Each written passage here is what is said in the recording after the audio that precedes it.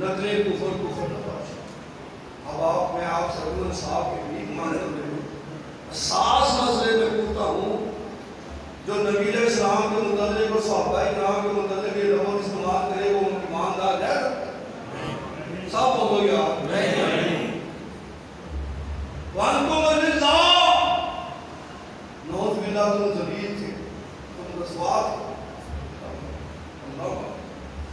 جو یہ ترجمہ پڑھے گا اس کا ایمان بھی ختم, جو یہ ترجمہ بیان کرے گا اس کا ایمان بھی گیا, اور جو یہ ترجمہ سنے گا اس کا ایمان بھی ختم ہے. کیونکہ ایمان ہے محبت مصطفیٰ کا, ایمان نام ہے محبت مصطفیٰ کا, اور جہاں نبی کی محبت نہیں وہاں ایمان کیسے لے سکتا ہے؟ کوئی شخص اپنے باپ کو ذلیل کہہ سکتا ہے؟ کم لوگ بولے روزے کا مجھے بھی احساس ہے, گرمی مجھے بھی محسوس ہے. میں نے بھی رات سے اب تک پتہ نہیں اب کہاں تک وقت میں کیا کچھ کرنا ہے, لیکن عرض کر دوں کچھ معاملات ایسے ہوتے ہیں جس میں بولنا ضروری ہے.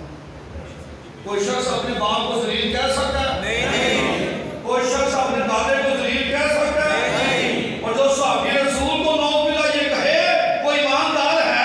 نہیں. ترجمہ قرآن آئے کر نہیں سننا, ترجمہ قرآن آئے کر نہیں پڑھنا, ترجمہ قرآن اور درس قرآن اسی کا سننا ہے جس کا قرآن سن کر دل میں عشق مصطفیٰ پیدا ہو جائے. ورنہ قرآن کا کوئی فائدہ نہیں. ابو جہل اور صحابہ قرآن کو دیکھا ہے, ایمان نہیں. ہم تو قرآن کھول کے دیکھتے ہیں, قرآن کھول کر دیکھنا ایمان کی علامت نہیں ہے. نبی علیہ السلام سے محبت کرنا یہ ایمان کی پہچان ہے. اور جب ترجمہ وقت کم ہے, جمعے میں بڑا مختصر سا وقت ہوتا ہے, ایک آدھ بات مشکل میں آپ کے سامنے سبق کی نیت سے سناتا ہوں. اب جب قلم امام علیہ سنت عاشق رسول امام احمد رضا کے ہاتھوں میں آیا اور آپ نے وہ قرآن کا ترجمہ کیا, خدا بھی خوش, اس کا رسول بھی خوش, مدر کے چلی بھی خوش. آپ نے ترجمہ کیا وَلَقَدْ نَصَرَكُمُ اللَّهُ بِبَدْرٍ وَأَنْتُمْ أَذِلَّةٌ, اللہ نے تمہاری مدد کی میدان بدر میں, وَأَنْتُمْ أَذِلَّةٌ, تم بے سر سلام تھے.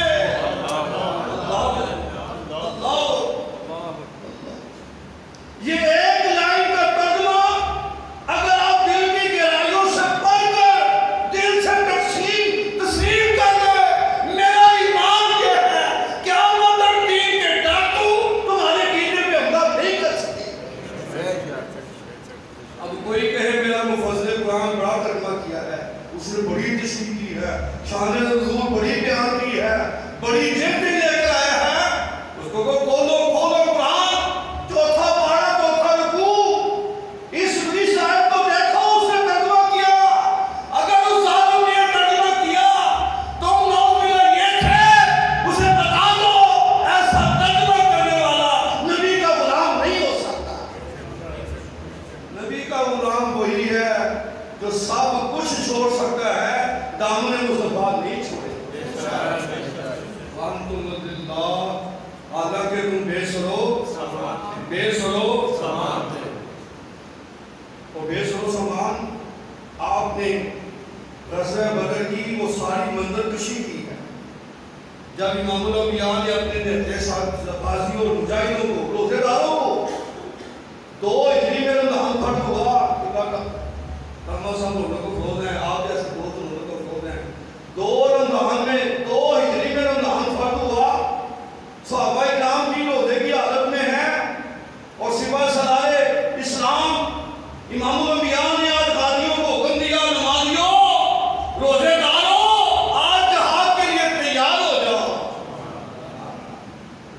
جہاد کے لیے تیار ہو جاؤ. کسی صحابی نے یہ عرض نہیں کیا یا رسول اللہ رمضان ہے, روزوں کا مہینہ ہے, گرمی کا موسم ہے, روزے منہ میں ہیں, اتنا سفر مدینہ منورہ سے 100 میل دور جا کر کیسے جنگ ہوگی,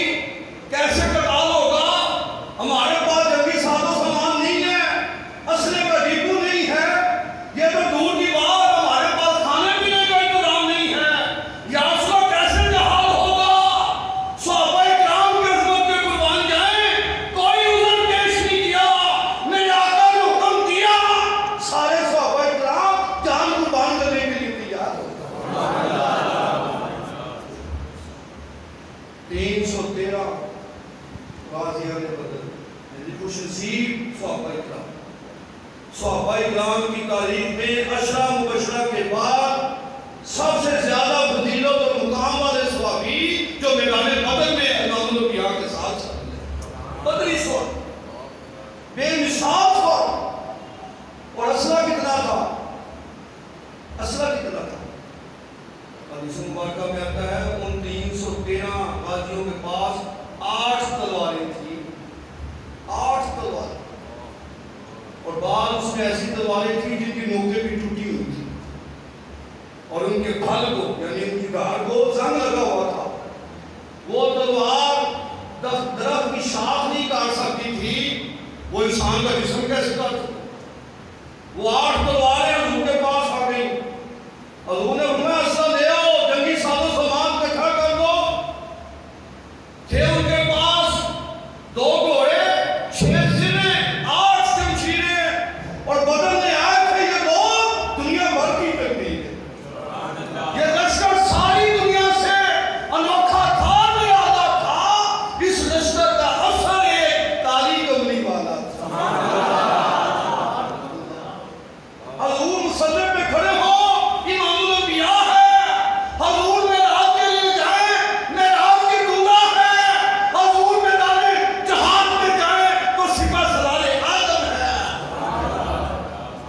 سپہ سالار اعظم امام الانبیاء۔ آج تو کوئی منہ کہے نہیں میں تو تبلیغ کرنے والا ہوں، میرا کام صرف اسلائی باتیں ہیں، میں صرف دین کی بات کرتا ہوں، میرا جہاد سے کوئی تعلق نہیں، میں اس نام نے ہر مدعا کو بتا دینا چاہتا ہوں۔ تم نے کلمہ اس نبی کا پڑھا ہے جو میدان بدر میں اپنے قدموں سے چل کر جہاد کے لیے تشریف لے گئی ہے۔ مولوی صاحب، پیر صاحب، نعتوں پہ پیسے لوٹنے والے نعت خانوں، اپنے آپ کو نمازی اور حاجی کہنے والے نام نہاد امتیوں، سن لو نبی کا امتی وہی ہے جو نبی کا کلمہ پڑھنے کے بعد ہر وقت جہاد کے لیے تیار رہتا ہے۔ نعرہ تکبیر، نعرہ رسالت، نعرہ تحقیق۔ کیونکہ آپ نے نعرہ لگایا، اور جب آپ کا موضوع بیان تھا نعرہ لگا، چند دوستوں نے جواب دیا کہیں ابھی جانا نہ پڑتے۔ ایسی بات نہیں ہے صاحب جی، میرا اسلام ہر ایک کا خون نہیں لیتا، یہ دین بڑا سرفرازی والا دین ہے، ہر ایک کا خون نہیں لیتا، اور ہم اس سے زیادہ علم رکھتے ہیں، ہر ایک کا خون ہر ایک کو نہیں لگتا۔ خون لگانے سے پہلے میچ کیا جاتا ہے، اس کا ٹیسٹ ہوتا ہے یہ خون لگنے کے قابل ہے کہ نہیں۔ دین اسلام کو وہی خون ہے جو خون پاک ہوگا، جس کے خون کے اندر حرارت مصطفیٰ ہوگی، اس کے رسول ہوگا، وہ دین اسلام کو خون لگے گا، اور جہاں پر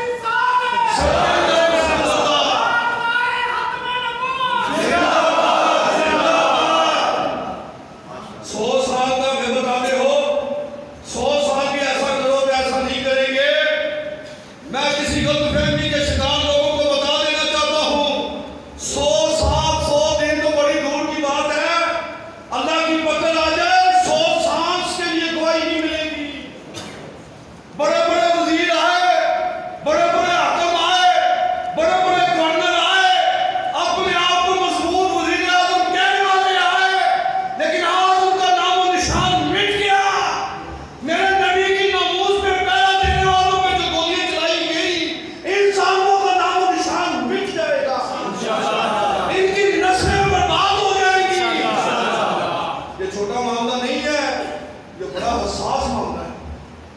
وہ سینٹ کے ٹکٹ کے لیے احتجاج نہیں تھا، وہ 249 کی سیٹ کے ضمنی الیکشن کے لیے احتجاج نہیں تھا، ووٹ ہمارے اور جیت کسی اور کی۔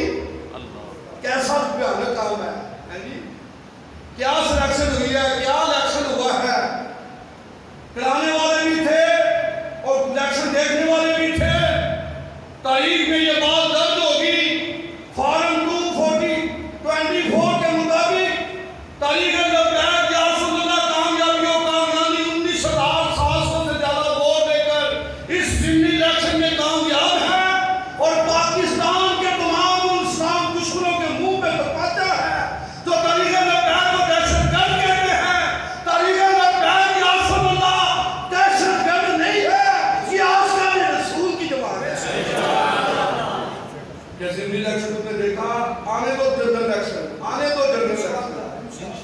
جس نے میری نبی کی ناموس سے گردانی کی ہے ہلکے میں آ کر دکھائے، ہلکے میں آ کر دکھائے۔ سنی آپ نے یہ دیکھا لڑکے جو ہے کرکٹ کھیلنے والے ہیں، انہیں اپنی بالوں کی بڑی فکر ہے، یہ بیوٹی پارلروں میں جا کر بال کٹوانے کے لیے 2-2 4 گھنٹے ضائع کرتے ہیں۔ تم نے ابھی یہ نخرے دیکھے ہیں، ابھی اس نوجوان نسل کا اس کے رسول نہیں دیکھا۔ تم جب گلی محلوں میں آؤ گے تمہارا وہ انجام ہوگا کہ تمہاری نسلیں بھی یاد رکھیں۔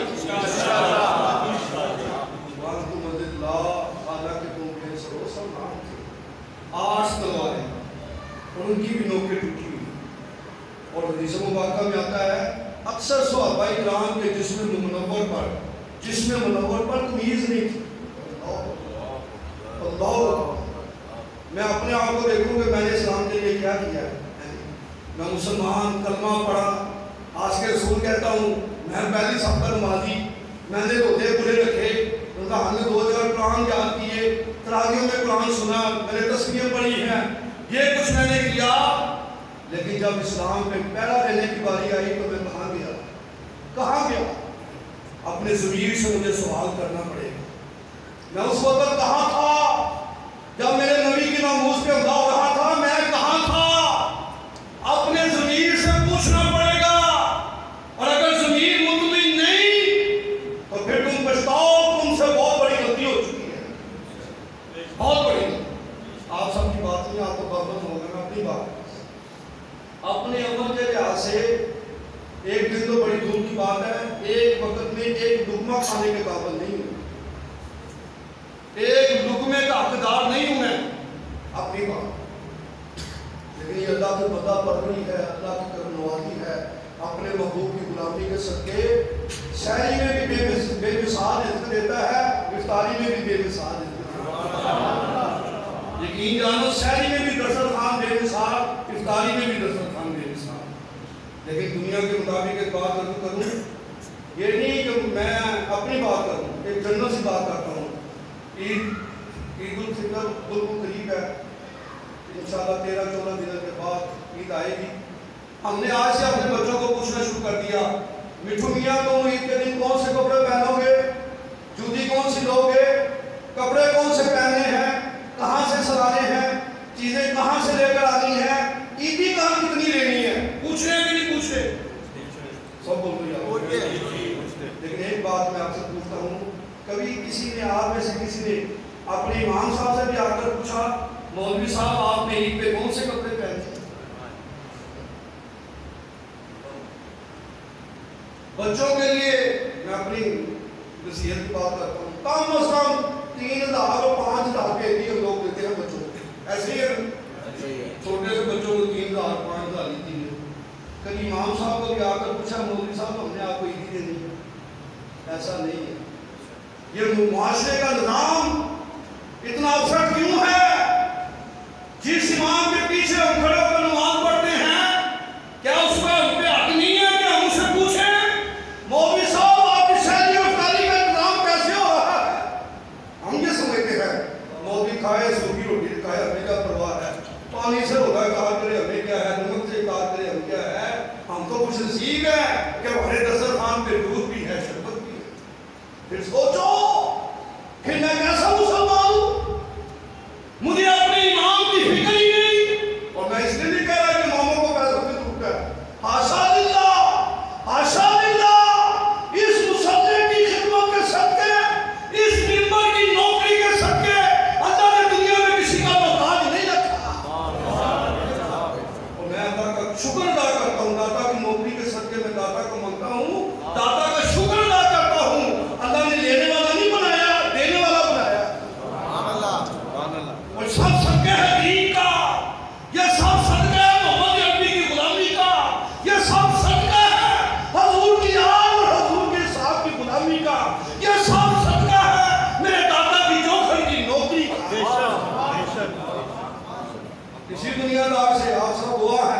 کبھی آپ سے 5 روپے بھی مانگے؟ اللہ زندگی کو دن نہ آئے جب کسی سے مانگنا پڑے.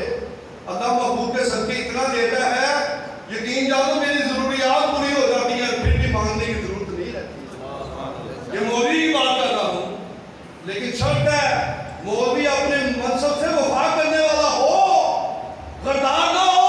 اور جو غدار ہے ان کی جیبیں بھی بھر گئی. پیر صاحب دادا مرشد سائیکلوں پہ چلتے تھے, ٹانگوں پہ سفر کرتے تھے. آج پوتا صاحب بہت بڑے آستانے کے سدادہ نشین پراٹوں پہ آگے ہے. لیکن آج کل دینا چاہتا ہوں, جس دین نے تمہیں پراٹوں دی تھی, تیرا فخر اس دین پہ ہونا چاہیے تھا.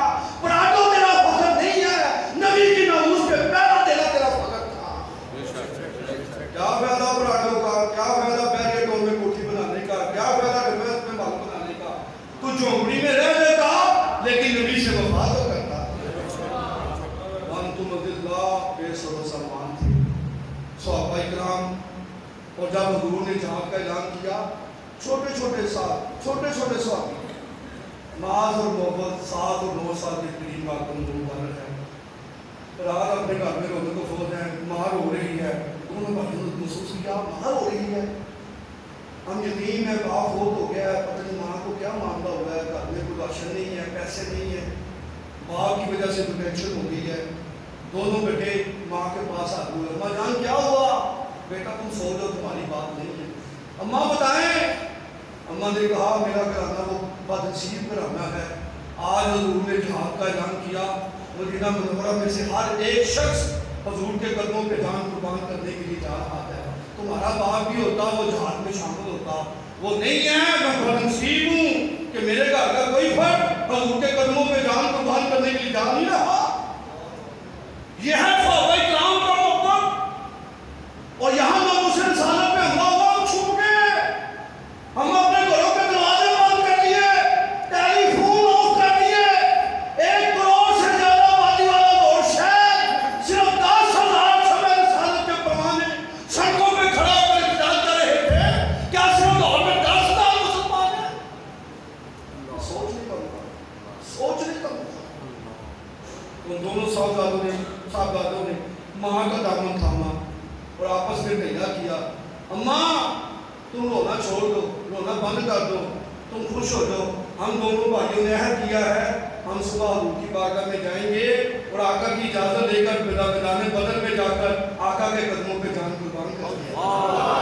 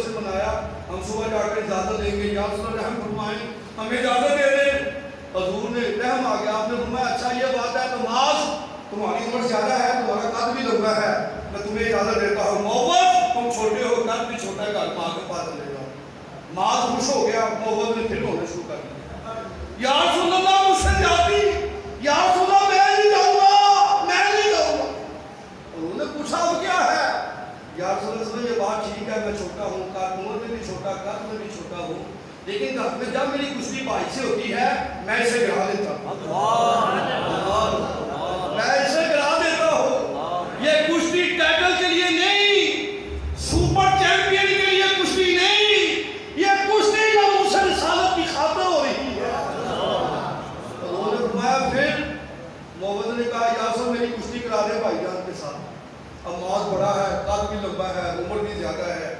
چھوٹے محمد نے اس کے ساتھ جب کشتی کی، دوران کشتی جب دونوں کے چہرے قریب آئے، چھوٹے بھائی نے بڑے بھائی کے کان میں کہہ دیا تمہیں تو آپ کا دولت نے حکم دے دیا ہے، جہاد کی اجازت دے دی ہے، اور جسے میرے آقا حکم دے دے واپس نہیں لیتے، اگر تم نیچے گر جائے تیرے گرنے سے میری بھی بات بن جائے تو سودا سستا ہے۔ ماں اور محبت تیری قسمت کے قربان جائے، تیرے جلوے کے قربان جائے، تیرے عشق رسول کے قربان جائے، اور وجہ یہ تھی وہ اپنی ماں کو غمگین نہیں کرنا چاہتی۔ ایسی مائیں کہاں گئی جو اپنے بچوں کو جہاد کا سبق دیتی تھی؟ ایسی مائیں کہاں گئی جو اپنے بچوں کو جہاد مجاہد بنانے کی تمنا رکھتی تھی؟ آج کی مائیں بچوں کو ڈاکٹر، انجینئر، پروفیسر، ناچا، گویا، ٹیکٹر بنانا چاہتی ہیں، لیکن وہ مائیں اپنے بچوں کو اسلام کا مجاہد بنانا چاہتی ہیں۔ کشتی ہو گئی اور انہوں نے فرمایا اچھا چلو کشتی کر لیں۔ اب دیکھو جہاد کا وقت ہے، بیگم بچ چکی ہے، جہاد کا اعلان ہو چکا ہے، اور کشتی ہو رہی ہے میدان بدر میں جانے سے پہلے۔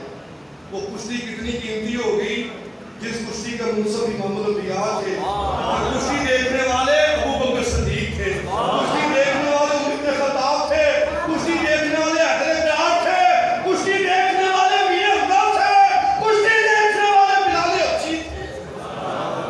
اور پاکستانی پہلوانوں کے مطابق ننگے کشتی نہیں، چٹی پہن کر کشتی کرنا یہ اسلامی روح سے خلاف ہے۔ شرع اور صدر عورت کو ڈھانپنا ہر مرد پہ فرض ہے۔ جو اپنے گھٹنوں سے اوپر کا حصہ ننگا کرے وہ اسلام کا دشمن ہے۔ ایسی پنہانیوں کی ضرورت نہیں۔ یقین جانو اگر پہلوان جتنی عبادت اور ریاضت کرتے ہیں، میں نے پہلوانوں کو وقت دیکھا ہے، وہ رات کو درود شریف پڑھتے ہیں، درود شریف پڑھ کر وہ اپنی سٹائی بناتے ہیں، وہ گھوٹے لگا کر وہ پہلوان بادام پیتے ہیں۔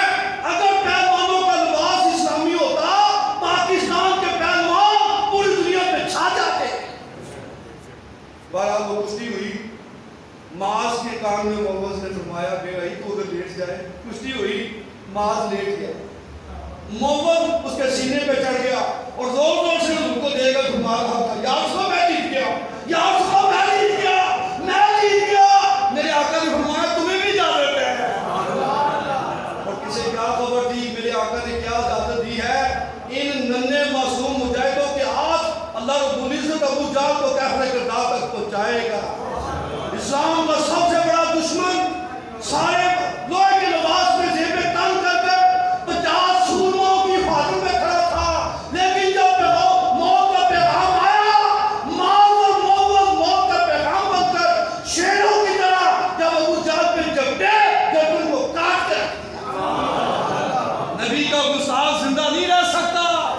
ہمیں انسانیت کا درس مان دو، ہمیں پتہ ہے انسان کا مقام کیا ہے، لیکن انسان وہ انسان ہے جو نبی کی ناموس سے وفا کرنے والا ہے۔ وگرنہ انسان ہو کر نبی کی گستاخی کرے درندہ ہے، بھیڑیا ہے، کتوں سے بدتر ہے، اور قابل احترام وہ ہوتی ہے جو نبی کی ناموس پہ وفا کرنے والا ہے۔ ام المومنین صدیقہ بنت صدیق حضرت عائشہ صدیقہ حضور کی زوجہ محترمہ ہے، تمام مومنوں کی آخری بات، تمام مومنوں کی تمام مومنوں کی میرا ایمان ہے جس کے منہ سے ماں کا لفظ نکلا ہے، اللہ اس کے ماں کے ساتھ اس عظیم ماں کے صدقے یا اللہ ان کو ان کی ماں کو لمبی عمر عطا فرما، اور جو مثال ہو چکا ہے یا اللہ اس عظیم ماں کے صدقے سب کی ماں کی قبروں کو جنت الفردوس کا باغ۔ آج بڑے بڑے بے روپیے کہتے ہیں میں مومن، تو میں اس کا دینا چاہتا ہوں حقیقی مومن وہ ہے جو اپنی ماں سے ادب کرنے والا ہوگا۔ ماں کا ادب نہ کرنے والا فرما بردار ہے، ماں کا گستاخ فرما بردار نہیں۔ تو جو مومنوں کی ماں میں گستاخی کرنے والا ہوگا وہ ایماندار کیسے ہے؟ ایماندار سچا کھڑا سچا مومن وہ ہے جو نبی کا کلمہ پڑھنے کے بعد ام المومنین حضرت عائشہ صدیقہ سے رب کرنے والا ہو۔ جبریل امین جابر ترمذی کی حدیث مبارکہ جبریل امین حضور کے پاس تشریف لائے اور آ کر عرض کیا یا رسول اللہ صلی اللہ علیہ وسلم آپ کی یہ زوجہ محترمہ زمین میں بھی آپ کی زوجہ ہے، آخرت میں بھی آپ کی زوجہ ہے، یعنی میدان حشر میں جب جنت میں داخلہ ہوگا، جہاں حضور کا محل ہوگا، اما عائشہ صدیقہ اسی محل میں رہیں گی۔ وہ عظیم ماں جنہیں دنیا میں میرے آقا کی رفاقت ہے، حشر میں بھی رفاقت نصیب ہوگی، اس ماں کی عظمت پہ، اس ماں کی صداقت پہ، اس ماں کی شرم و حیا پہ کروڑوں درود اور سلام، جس کی شان کو اللہ نے سورۃ نور میں بیان کیا ہے۔ اللہ مجھے اور آپ سب کو اپنی ماں حضرت عائشہ صدیقہ سے والہانہ محبت، آج ان کے سال ثواب کے لیے بدر کے حوالے سے، حضرت علی مشکل کشا کے یوم شہادت کی گزارنے کے حوالے سے اور مہنگا یارمی کے حوالے سے انشاءاللہ مسجد میں بالکل مختصر کی محفل ہوگی۔ آپ سب کی خدمت میں دعا ہے، جن کے پاس وقت ہے چند لوگوں کی تشریح رکھے۔ افطاری کے دسترخوان میں آج سورۃ پورا ختم شریف پڑھیں، نہیں پڑھ سکتے سورۃ یاسین پڑھیں، وہ بھی نہیں ہو سکتی سورۃ فاتحہ 3 مرتبہ سورۃ اخلاص اول آخر درود شریف پڑھ کر صحابہ کرام کی، انبیاء علیہ السلام کی بارگاہ میں، صحابہ کرام کی بارگاہ میں، غزوہ بدر کے شہداء غازی اور مجاہدوں کی بارگاہ میں، اور بالخصوص مومنوں کی ماں صدیقہ بنت صدیق محبوب خدا حضرت عائشہ صدیقہ کی بارگاہ میں وہ کام کا ثواب پیش کرے۔ انشاءاللہ جس گھر میں عائشہ صدیقہ سے محبت کرنے والے ہوں گے، شیطان اور ٹوس اس گھر پہ حملہ نہیں کر سکتا۔ اللہ عزت کی بارگاہ میں دعا ہے، جب تک زندہ رہے اسی دین پہ، جب بھی موت آئے یا اللہ اسی دین حق پہ شہادت کی موت نصیب فرما۔ تاجدار ختم نبوت زندہ باد، زندہ باد۔ بدر کے غازیوں کے لیے ہم کچھ نہیں کر سکتے، تاجدار ختم نبوت کا نعرہ تو لگا سکتے ہیں۔ آج بدر کی روحیں خوش ہو جائیں۔ حضرت علامہ مفتی احمد یار نیمی رحمۃ اللہ فرماتے ہیں، جب جنگ کے لیے بگل بجا تو طبلہ وہاں بجا میدان بدر میں آج 1400 سال کے بعد جب میدان بدر میں گیا تو میں نے بدری روحوں سے کہا مجھے آج وہ ڈھول کی آواز پھر سنائی دے۔ آپ فرماتے ہیں جب میں نے یہ کہا تو میدان بدر سے مجھے آواز آ رہی تھی۔ کیا مانا شہید بدر آج بھی زندہ ہے اور غلاموں کا باتیں سنتے